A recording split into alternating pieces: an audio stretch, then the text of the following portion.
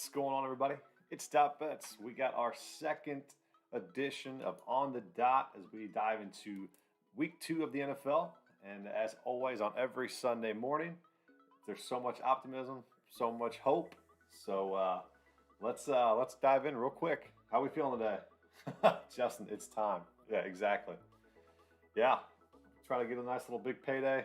Last week we unfortunately went 2-5 on these picks, so dove in a lot more in detail to this week, and I feel like with an extra week under our belt, we have a little bit more of an idea of what these teams are going to try to do. So let me know in the chat who you guys like today. If you guys have any start sit for fantasy, and then if you guys have any DFS questions for sure. And let me know of any breaking news. I know around this time, that's when everything comes out. So I like to dive in. I know I just saw that Paris Campbell was out for the Colts, which should help our bet that we have going in here. And I think Pittman was active. So if you guys have Pittman, you could fire him up. Probably maybe as your wide receiver 3, maybe as your flex play today. I'm personally benching him. I'm playing Juju in my wide receiver 3, and I'm flexing a running back. So I'm not going to do it. I had Pittman as my wide receiver 3 last week, and he disappointed. So let's dive in. We got Weezy, Marquise Brown, Devontae Parker, or Kenyon Drake. What format, Weezy?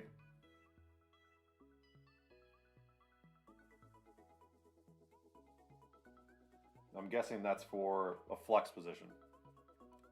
Pascal plus 290 anytime. I don't mind that. Why don't you throw that in the touchdown parlay? And I was gonna do Fant. I wanted to do Fant at like plus 175, but I went Najee instead.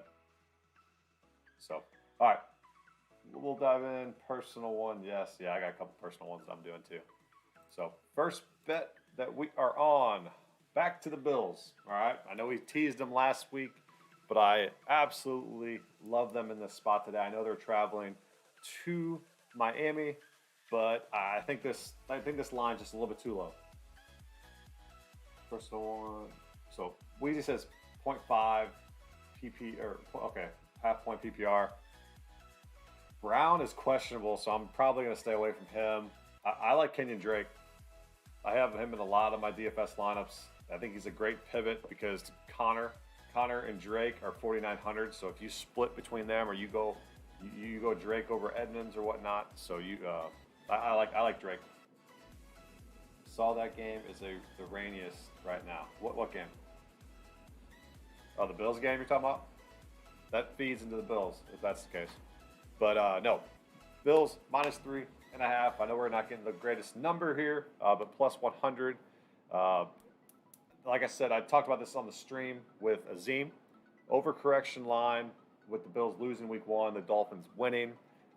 Josh Allen has absolutely dominated the Dolphins in his career as a 5-1 record, and they've won by a margin of 85 points altogether. So when they beat them soundly, and the Bills hung 87 points on this defense in the last 2 matchups last season. So they know what they're doing against this matchup, and I don't see this year being any different. The Steelers surprised a lot of people, not me in particular, just because I knew that game was going to be close. I just didn't think that the Bills would ultimately lose that game. So, but I love the Bills today. I think they can win by at least a touchdown. But yeah, Jess, let me know what you're talking about the rainiest game. Next play. So this is going to cut one of our VIP plays into half, but we got the Rams first half -2.5. Jacksonville, Denver is the rainiest game of the day. Is that what you're saying? Okay. Feeds into the Gordon, Javonte Williams aspect. I like that.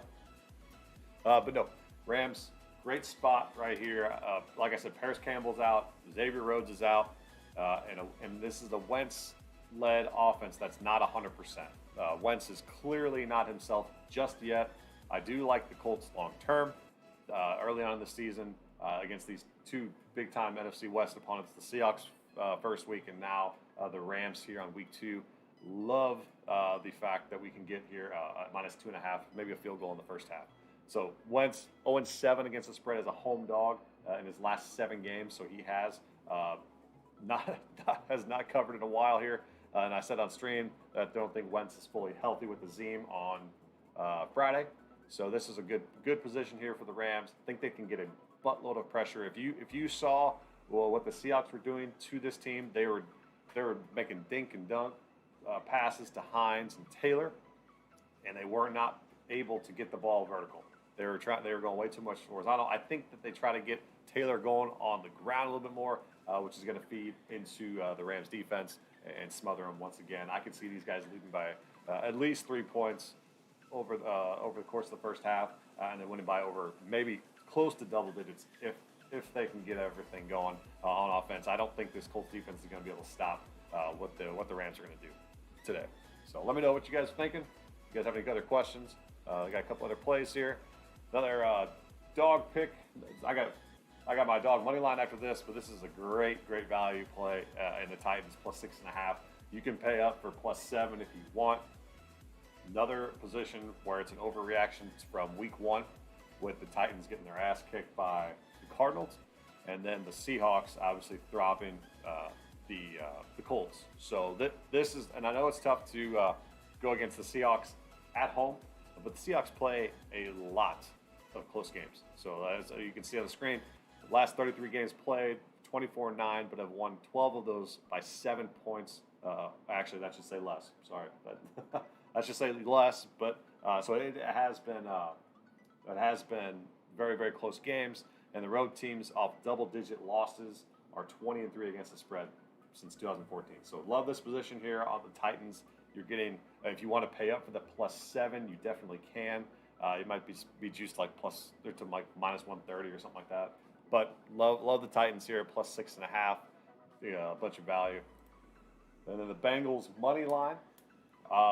This is going to be just me fading the Chicago Bears until they decide to put Justin Fields in, which they could ruin this if they do end up putting Fields in mid-game. I don't think the Bears fans are going to allow Dalton to play this entire game, especially if they get down. Ultimately, I think the Bengals are the better team here. They showed it against the Vikings last week as we were on the Vikings position last show. But I like the Bengals offensively. Their defensive front 7 has actually improved a lot more than I thought it did. That's why I was on Cook so badly last week, because I thought they did not improve as much as they did. But they sure threw that in my face. And I like what I see out of this Bengals team. I like what I see out of this Bengals offense with Joe Mixon, with Jamar Chase, Boyd, and Higgins. This is a game that I'm stacking a bunch of Mixon in my lineups for my RBs and my flex positions in low risk, but definitely can see the Bengals coming out with a victory here. We were on the Dolphins last week that ended up cashing as well. But yeah, the Bears are weak at corners, and I think they can expose them for sure. Let me know if you guys are just tuning in. You guys missed a couple picks. I can go back to them and go from there. But then we'll go my props here. So I looked this morning, and CMC's over reception yards are 48.5 now. So I made this last night, and it was at 44.5. Took the bet then. So that kind of threw a wrench in my plans here. But if you want to still take 48.5, I'm okay with that. I put it in our free Discord.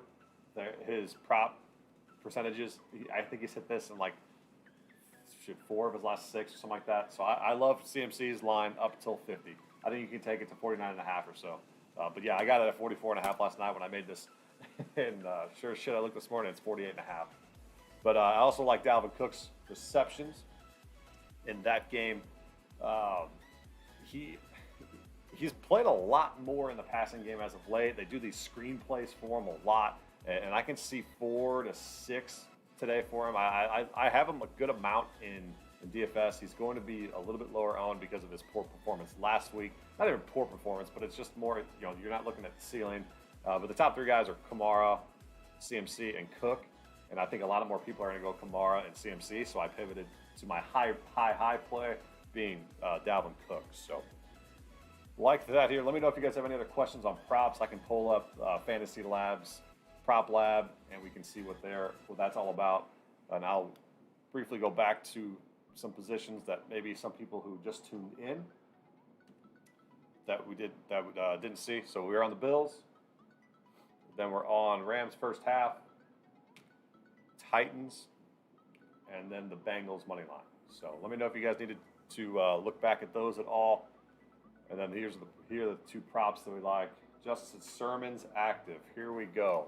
Yeah, so that was the key last week where he wasn't active and everybody was rostering Mostert in all their DFS lineups. And then he goes out the first couple plays, and then Eli Mitchell goes bonkers. Everybody spends all their damn money on him or claims on them for fantasy, and then boom, Sermon's active. So if you were following along with me, you knew that was going to happen.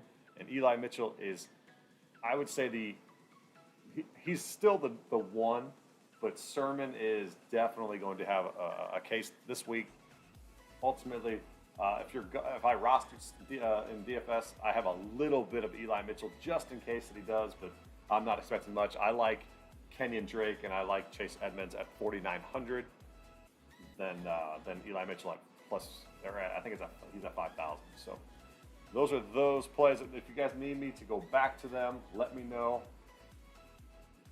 I'll go back to it real quick, just so anybody who's joining late. Bills, Rams first half, Titans plus 6.5, Bengals, and those are the props. So we'll get into the DFS portion. Let's just see at some lines if anyone's changed as we've been on the stream. Bengals are plus 110, so you're getting a little bit more value there, plus 110. I think the Rams first half is still probably at 2.5. It might be at 3 now. Oh, 3.5. So if you guys have not swallowed that up, probably lay off of, maybe don't go a whole unit, maybe go half a unit on there. We got Justices Crowder and Mims both out. Targets funnel to Davis and more again. Yeah, that helps a lot. I'm on the Pats today for VIP, so I like them to tangle to definitely dominate today. Now even more. So targeted, yeah. Davis and Moore are in play again. Like I said, probably lay off just a little bit. All right. Then we got Raiders. That's been going from 6.5 to 5.5. 49ers still there. This is a game I've seen a bunch of Eagles. Eagles plus 3 on.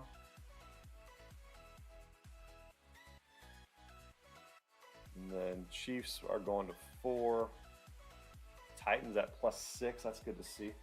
That's good to see. And then the Bucks 12.5. Okay. I did forget to say who my survivor pick was, and my survivor pick is the Browns at minus 13.5.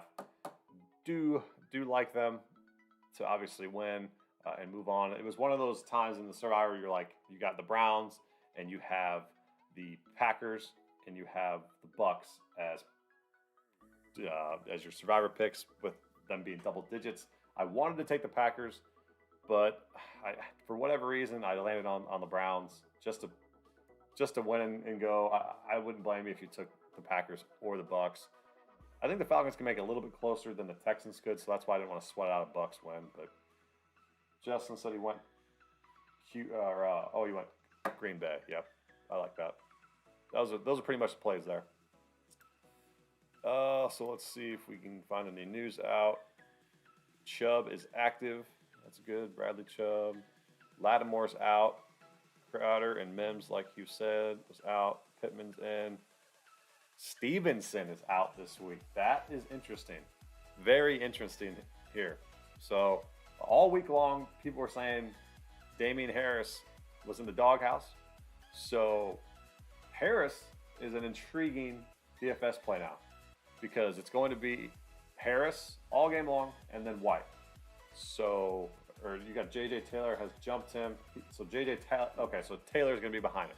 But no, Stevenson played 3 snaps last week and he missed a block, and I think he fumbled. So I mean, he was screwed. Fisher is playing. Quentin Nelson's playing. That helps the Colts out. Then if you guys can fire up Jonathan Taylor as well. So any other news, let me know. We'll probably be here for another let's go 10 minutes or so, depending on how many questions we can get. DFS lineups. So a majority of Fantasy Labs likes Edmonds, Chubb, and Montgomery. I have majority of my lineups are going to have Edmonds. We have some with Chubb, but it's going to be Edmonds, Harris, and Carson. Those are our top three. We have a little bit of Darrell Henderson just because his price was so nice without having them adjusted for a Monday night game. We faded Zeke completely. And so, yeah, Damian Harris jumps up there, 5,400. And he's only projected to be 13% on now. So he did jump up. But no, he's a good play now. He might be a more of a low-risk guy. You can throw in your cash games. Let's go. So my top stacks of the week, if you guys looked at YouTube, my YouTube channel, we are on the Cowboys and Dallas along with the rest of the world. But the way we differentiate ourselves is how we game stack with that. So instead of, you can have Lamb and Cooper with Dak, but then you come back with not Keenan Allen, you come back with Mike Williams, or you come back with that Jalen Guyton guy, or you come back with Eckler. More than likely, you want to come back with the opposing team's receiver because you're thinking either way, it's going to be a blowout from the team that you're stacking, or a close game where the receiver gets a bunch of targets, especially with the DraftKings PPR format. What we got? So then we got, so those two games there. The other two games are going to be Seattle and the Titans. We have a lot more of the Titans than we do of the Seahawks. So I think that's just going to be a little bit, because they're cheaper. If you go scroll down to Tannehill is Tannehill 6,300 compared to Russell Wilson, that's 7,500. So that's a $1,200 savings right there. And so like the Titans side of it, and then come back with either Metcalf or a Lockett on the backside there. And then the third game is the Vikings-Cardinals. Love stacking the games with the Cardinals in it because they play so fast. We actually are doing the opposite route, and in fact, in rostering a little bit more of the Vikings here. So the Vikings should play at a quicker pace just to keep up with the Cardinals today. So Jefferson, you see here, he's probably not the greatest. Let me type his name in. He wasn't popping off in a lot of, and he's only projected to be 3% owned. So if you do run with the Cardinals and you come back with Jefferson, that's already differentiating from a lot of people, because there are a lot of people going to be on Thielen or that Osborne kid because he went off. But I love Jefferson, and I love him in a lot of my lineups today. Got a bunch of him. So,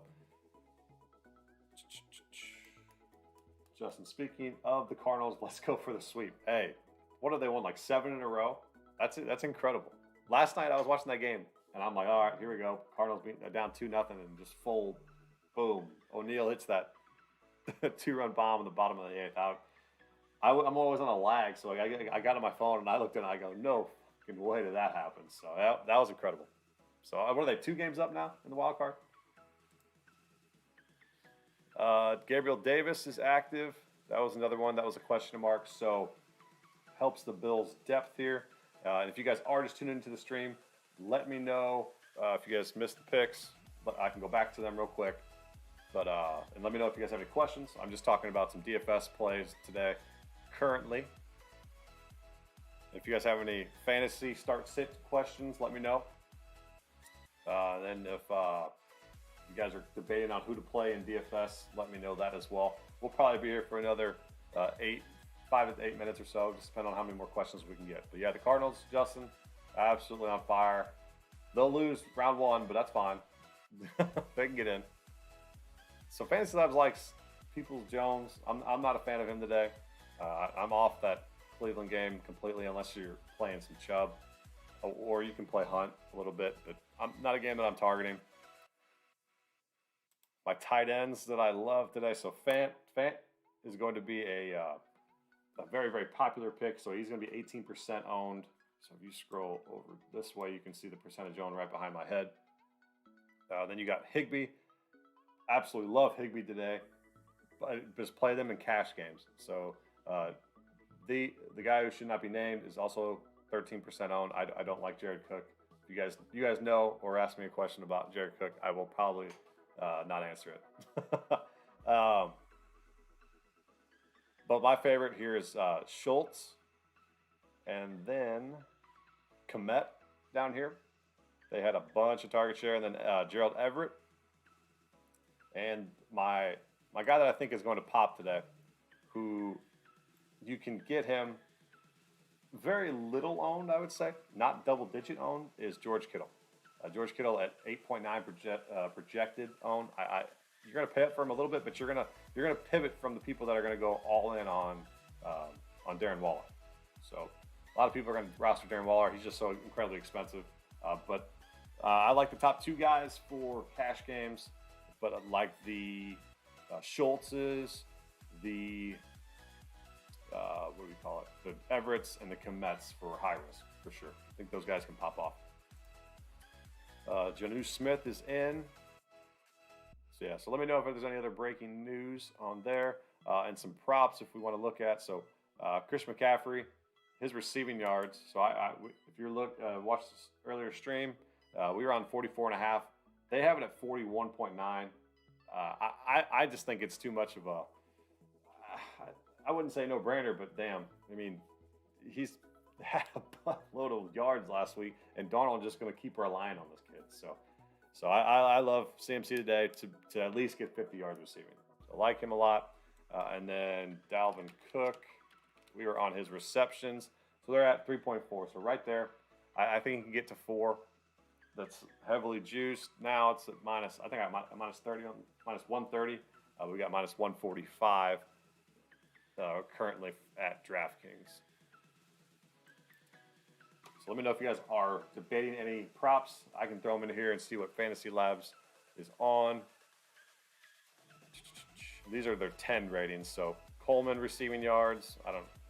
They only have that at 3. I don't know what that means. Some of the times these aren't the best when it comes to those, just because the data is a little bit screwed up.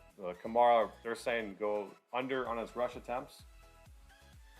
And Crowder is out, so don't worry about those guys. Tannehill over in pass attempts, which I could see. That's not a bad one with that up-tempo game against the Seahawks. Jared Goff, completions under. Brandon Ayuk, that's another question mark. Is he active today? I assume he's going to be. But I don't know. I don't like much of these other ones down here. So we'll see. If we got any other questions, we'll stay here for another 5 minutes or so. Go about till 11 o'clock, and then we'll see. I'll put the PowerPoint back up just in case anybody is waiting to see if they tune in. But I'll have a couple extra TD parlays. I'll throw in VIP as well today. We got one was like plus 4,600. The other one, you're probably at, I think it's right now, it's like plus 6,000. So hopefully we get some. So Bills, Rams first half, Titans plus 6.5, Bengals money line, and we got our 2 prop bets, which McCaffrey being over 44.5 is now at 48.5. I'd still take it. And then Dalvin Cook over 3.5 is juiced to minus 130. And it's actually now juiced to minus 145. So be wary of those 2 props, as I got these last night when I was making this presentation for you guys. And then survivor pick is the Cleveland Browns. So anybody watching this back, go follow at .bets on Twitter, free Discord. There's a link below, or a link attached to the Twitch channel that can get you in, or my link tree on Twitter. Go ahead and get in the free Discord. We talk props, we talk NFL, DFS, we talk football, college football, college basketball, NBA, whatever it is. It's free, just so everybody can get a piece of each other's brains throughout the week and see what we should all cash in. So if we have any other questions, I'll get up on out of here. And let's cash today, guys.